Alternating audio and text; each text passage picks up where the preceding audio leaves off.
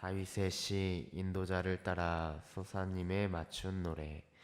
하나님이여 나를 구원하소서. 물들이 내 영혼에까지 흘러 들어왔나이다. 나는 설 곳이 없는 깊은 수렁에 빠지며 깊은 물에 들어가니 큰 물이 내게 넘치나이다. 내가 부르짖음으로 피곤하여 나의 목이 마르며 나의 하나님을 바라서 나의 눈이 쇠하였나이다. 까닭없이 나를 미워하는 자가 나의 머리털보다 많고 부당하게 나의 원수가 되어 나를 끊으려 하는 자가 강하였으니 내가 빼앗지 아니한 것도 물어주게 되었나이다. 하나님이여 주는 나의 우매함을 아시오니 나의 죄가 주 앞에서 숨김이 없나이다. 주 만군의 여호와여 주를 바라는 자들이 나를 인하여 수치를 당하게 하지 마옵소서. 이스라엘의 하나님이여 주를 찾는 자가 나로 말미암아 욕을 당하게 하지 마옵소서. 내가 주를 위하여 비방을 받았사오니 수치가 나의 얼굴에 덮였나이다. 내가 나의 형제에게는 객이 되고 나의 어머니의 자녀에게는 낯선 사람이 되었나이다. 주의 집을 위하는 열성이 나를 삼키고 주를 비방하는 비방이 내게 미쳤나이다. 내가 곡하고 금식하였더니 그것이 도리어 나의 욕이 되었으며 내가 굵은 배로 내 옷을 삼았더니 내가 그들의 말거리가 되었나이다. 성문에 앉은 자가 나를 비난하며 독주에 취한 무리가 나를 두고 노래하나이다. 여호와여 나를 반기시는 때에 내가 주께 기도하오니 하나님이여 많은 인자와 구원의 진리로 내게 응답하소서. 나를 수렁에서 건지사 빠지지 말게 하시고 나를 미워하는 자에게서와 깊은 물에서 건지소서. 큰 물이 나를 휩쓸거나 기쁨이 나를 삼키지 못하게 하시며 웅덩이가 내 위에 덮쳐 그것에 입을 닫지 못하게 하소서.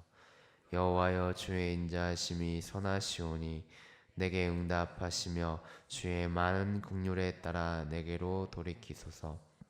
주의 얼굴을 주의 종에게서 숨기지 마소서. 내가 환난 중에 있사오니 속히 내게 응답하소서. 내 영혼에게 가까이 하사 구원하시며 내 원수로 말미암아 나를 속량하소서. 주께서 나의 비방과 수치와 능욕을 아시나이다. 나의 대적자들이 다 주님 앞에 있나이다. 비방이 나의 마음을 상하게 하여 근심이 충만하니 불쌍히 여길 자를 바라나 없고 긍휼히 여길 자를 바라나 찾지 못하였나이다. 그들이 쓸개를 나의 음식물로 주며 목마를 때에는 초를 마시게 하였사오니 그들의 밥상이 올무가 되게 하시며 그들의 평안이 덫이 되게 하소서.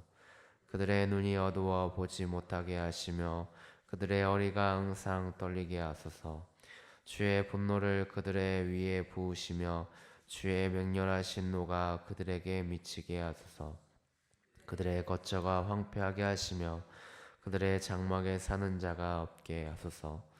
무릇 그들이 주께서 치신 자를 핍박하며 주께서 상하게 하신 자의 슬픔을 말하였사오니 그들의 죄악에 죄악을 더하사 주의 공의에 들어오지 못하게 하소서.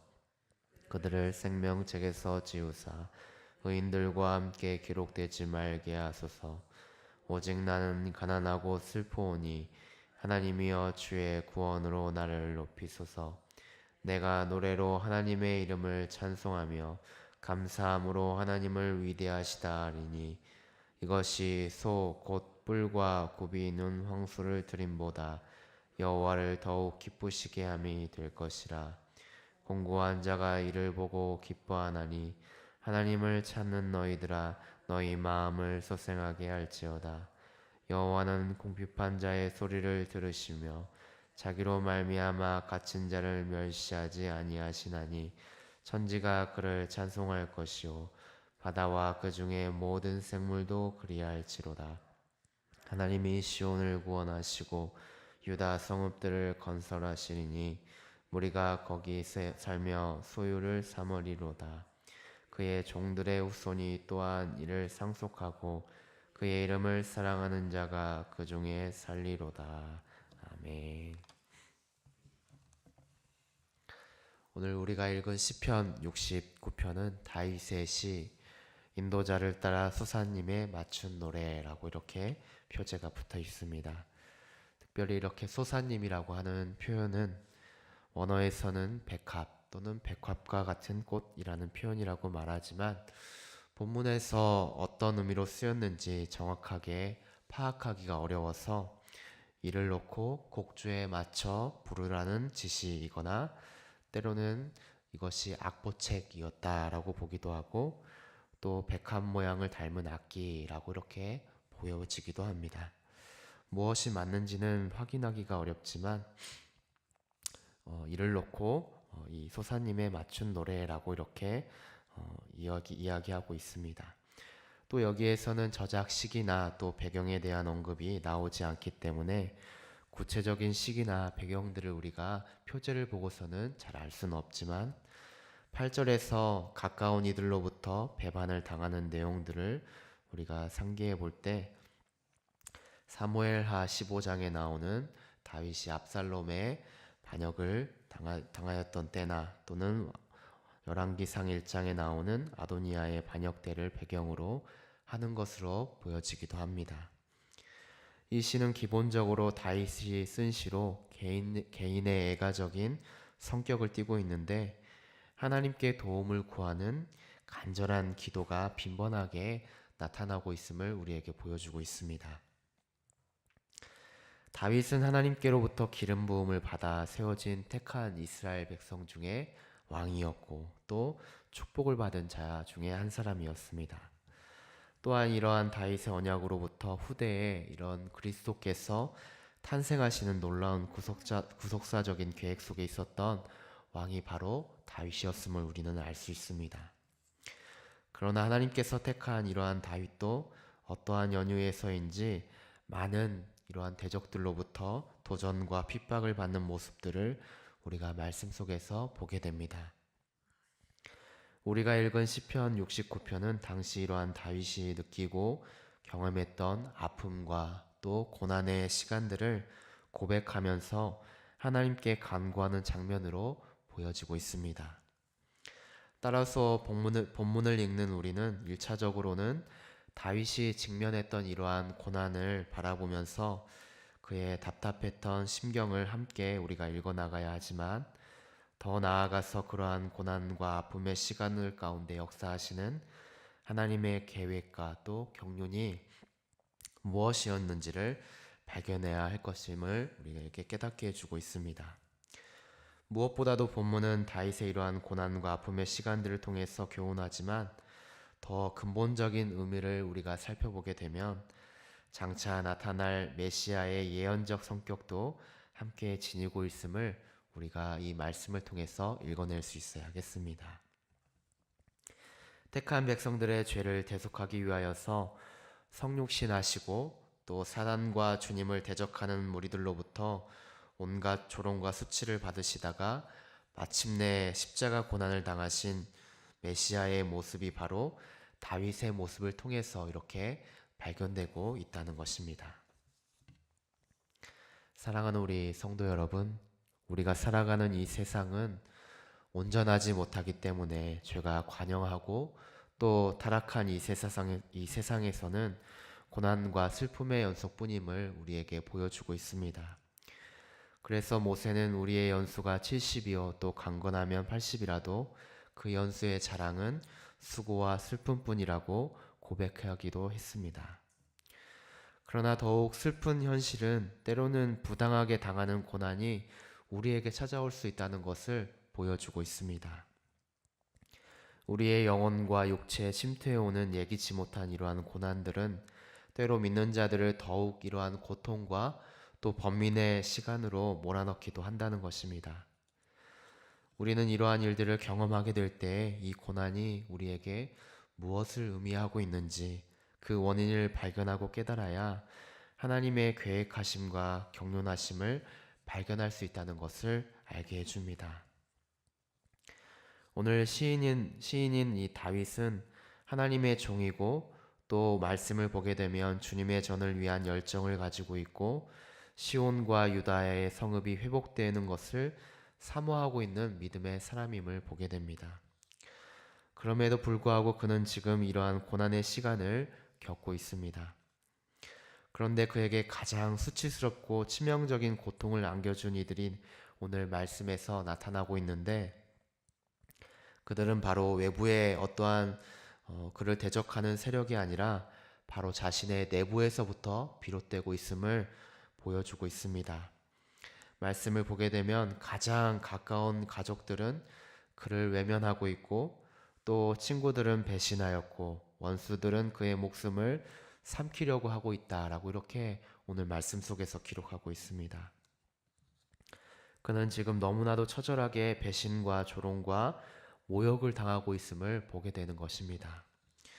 누구에게도 도움을 받지 못하는 이러한 사면초가의 상황에 처해 있는 다윗의 모습이 그려지고 있습니다. 사랑하는 우리 성도 여러분, 우리가 스스로 의지하고 또 때로는 마음을 두고 안전하다라고 이렇게 생각하는 모든 우리의 내부적인 것들이나 때로는 우리의 내부적인 외부적인 것들은 아이러니하게도 우리에게 때로는 아무런 의지도 또 위로도 평안도 얻을 수 없는 때가 올 수 있다는 것을 우리에게 교훈해 주고 있는 것입니다. 그러한 사면초가의 상황에 놓이게 될 때에 우리는 어떠하게 행동하고 대처하고 있습니까? 위기의 상황에서 우리의 진가가 드러나게 되는데, 우리는 다윗의 표현처럼 하나님이여 나를 구원하소서라는 간절한 마음의 고백이 있어야 될 줄로 믿습니다. 다윗은 누구도 위로하지 않고 소망을 주지 않는 이 힘든 그러한 상황 가운데서 스스로 그 위기를 피하거나 또는 자신이 해결하려고 하는 자세를 취하지는 않았습니다. 그저 자신의 모든 문제를 하나님께만 토로하고 아뢰는 장면을 보게 됩니다. 왜냐하면 하나님이 우리가 처한 그러한 모든 상황과 형편을 아시고 주님께서 모든 일들을 해결해 주시기 때문임을 다윗이 알고 있었기 때문입니다. 사랑하는 우리 성도 여러분, 고난의 상황이 다가올 때 우리에게 가장 요구되는 것은 바로 기다림의 시간을 갖는 것입니다. 믿음으로 하나님의 때를 기다리는 자세가 필요하다는 것입니다. 하나님께서 우리에게 주시는 이 고난의 긴 시간을 통해서 더욱 주님께 아뢰는 시간을 가져야 하고 또 주님을 더욱더 신뢰하는 시간을 가져야 한다는 것입니다. 주님은 이 고난의 시간 속에서도 우리의 기도를 여전히 들으시고 우리가 더욱더 믿음으로 세워져 나가야 하는 길들을 열어주시고 여전히 일하고 계신다는 것입니다. 그러므로 우리는 이 고난의 시간을 통해서 더욱 하나님을 신뢰하는 시간들을 갖고 또 찬송하는 마음으로 우리가 나아간다면 하나님은 그분의 계획하심 가운데 우리를 다시 회복해 주시고 은혜의 자리로 이끌어 주실 것임을 우리가 깨닫게 됩니다. 시인인 다윗은 자신이 처한 위기의 상황을 오늘 말씀 속에서 깊은 수렁과 큰 물, 또 목이 마르고 눈이 쇠할 정도로 힘든 상태임을 절망적으로 표현하기도 했지만, 이러한 탄식을 고백하면서도 끝까지 원수들을 자신의 손으로 해결하려고 하는 그러한 모습을 나타내지는 않았습니다. 오히려 모든 것들을 하나님께서 해결해 주시고 또 하나님께서 소망을 두고 그 모든 일들이 하나님의 일하심 가운데 일어나기를 간구하고 있었습니다. 때로 이렇게 우리의 삶에서 우리를 까닭없이 또 부당하게 하는 일들이 생길 수가 있을 것입니다.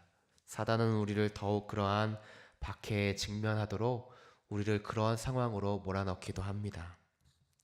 그래서 오히려 하나님과 우리 사이를 원수가 되려고 만들기도 한다는 것입니다. 그러나 우리는 이 시간을 통해서 더욱 우리의 믿음을 견고하게 세워나가고 그러한 현상만을 우리가 바라보고 절망하는 것이 아니라 그 근본 상대를 영적인 전투로 맞서서 싸워 사단의 괴울로부터 승리하게 되는 모습을 가져야 할 것입니다. 여러분들의 삶의 자리에서 때로는 예상치 못한 고난들과 또 사단의 여러 가지의 위협들이 있을 때에 그 일들을 이루어 나가는 여러 가지 기도 제목을 적고 주님께서 일하시도록 우리가 기도로 또 영적 전투를 이루어 나가는 믿음의 군사들이 되기를 바라고 원합니다. 다윗의 시 후반부를 보게 되면 30절 말씀에 오히려 다윗은 이러한 고난의 상황 가운데서도 내가 노래로 하나님의 이름을 찬송하며 감사함으로 하나님을 위대하시다 하리니 라고 이렇게 고백하고 있는 장면을 우리가 보게 됩니다. 비록 그가 처한 현실은 문제가 어떠한 해결되거나 어떠한 한낱의 실마리가 보이는 것은 아니었음을 보게 됩니다. 그의 형편은 이전과 달라진 것이 없었습니다. 그럼에도 불구하고 그가 이렇게 고난과 이러한 형편 가운데서도 고통 가운데서도 이렇게 감사함으로 오히려 하나님의 이름을 찬양할 수 있었던 것은 하나님께서 자신의 궁핍함과 또 여러 가지 어려운 상황들을 아시고 또 여전히 기도를 들으시고 반드시 자신의 기도에 대해서 응답해 주실 것임을 그가 여전히 확신과 소망 가운데 그가 알고 있었기 때문인 것입니다. 이런 다윗의 고백을 볼 때 우리의 삶은 너무나도 부끄러울 때가 많이 있습니다. 우리에게 베푸시는 하나님의 축복이 현상으로 우리에게 나타나게 될 때에는 하나님께 감사의 찬양을 우리가 드리면서도 때로 우리의 상황 속에서 여러 가지 고난과 슬픔의 상황이 놓이게 되면 하나님 왜 이렇게 우리를 힘들게 하십니까? 라고 이렇게 불평하는 우리의 모습을 보게 된다는 것입니다. 사랑하는 우리 성도 여러분, 우리는 어떠한 현상 때문에 보여지는 축복 때문에 하나님께 반응하고 기쁨을 드리는 것이 아니라 그리 아니하실지라도 감사해요 라는 찬양의 고백처럼 우리의 생명의 근원 되시고 끝내 구원의 역사를 이루어 가실 주님을 여전히 신뢰하고 고난 가운데서라도 여전히 주님을 찬양할 수 있는 우리의 삶이 될 수 있었으면 좋겠습니다. 오늘 우리의 삶을 바라볼 때 우리에게 보이는 것, 때로는 눈에 보이는 현상만을 바라보면서 우리가 하나님을 높이며 나아가지 않기를 원합니다. 오히려 눈에 보이지 않는 것, 또 우리의 영의 깊은 간과 소망을 놓고 우리가 하나님께만 소망을 둘 수 있는 여러분들의 삶이 되었으면 좋겠습니다. 그래서 우리가 외적인 모습만을 바라보면서 그러한 현상으로 인하여서 주님께 간구하는 것이 아니라 우리의 영의 간구를 놓고 늘 하나님께 소망을 둘 수 있는 우리의 믿음 있는 삶이 되기를 간절히 바라고 원합니다. 다 같이 기도하도록 하겠습니다. 사랑이 많으신 하나님 아버지 감사합니다. 주님의 은혜 가운데 저희들 이 시간 주님 앞에 나오게 하시고 특별히 주님의 말씀을 통하여서 깨닫게 해주심을 감사합니다. 때로 우리는 예기치 못하게 절망의 상황이 찾아올 수가 있습니다. 많은 원수로부터 때로는 우리의 가까운 사람들로부터 주님 예기치 못하는 고난의 상황을 겪게 될 때 우리는 그러한 모습을 바라보며 절망하고 슬픔 가운데 처하는 것이 아니라 오히려 주님의 계획하심과 경륜하심의 때를 바라보며 나아갈 수 있도록 도와주시옵소서. 또한 오히려 그러한 현상을 바라보는 것이 아니라 오히려 주님의 이름을 높이며 찬양 드릴 수 있는 오직 성숙한 주님의 백성들이 될 수 있도록 도우시옵시고 붙들어 주시옵소서.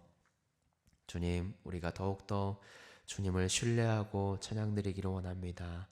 오직 주님께서 우리의 마음들을 열어주시옵시고 오늘의 하루 속에서도 여전히 주님을 찬양 드릴 수 있는 귀한 삶이 될 수 있도록 도우시옵시고 붙들어 주시옵소서. 감사를 드리오며 예수님의 이름으로 기도드립니다. 아멘.